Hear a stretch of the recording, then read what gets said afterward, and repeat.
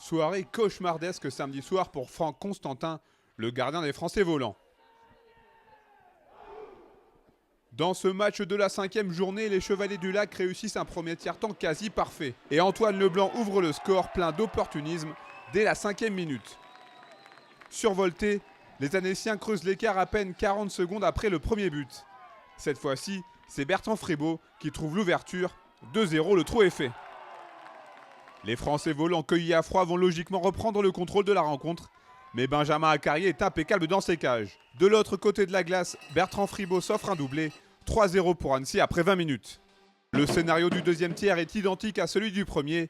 Les Parisiens se heurtent à l'excellente défense aux Savoyardes, tandis que les Chevaliers du Lac, sur un nuage, font preuve d'un froid réalisme avec deux nouveaux buts signés Benjamin Arnaud, élu homme du match par la suite. 5-0 pour Annecy Hockey après 36 minutes de jeu. Le tableau d'affichage n'évoluera qu'une seule fois lors des 20 dernières minutes, grâce à Bertrand Fribaud, qui inscrit là son troisième but de la soirée en contre.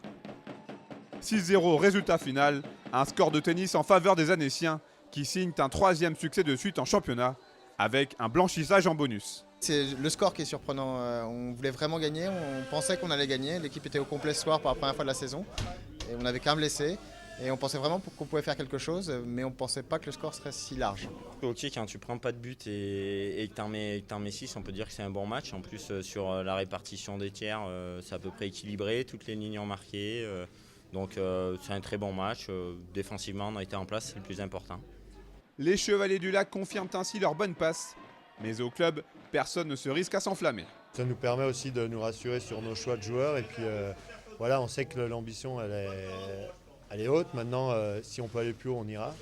Mais voilà, il faut rester les pieds sur terre et puis voir dans 2 ou 3 matchs où c'est qu'on en est pour voir si on arrive à rééditer ces performances. Oui, on pourra viser un petit peu plus haut, je pense. Prochain match pour Annecy Hockey, samedi 24 octobre à Roanne, second du classement.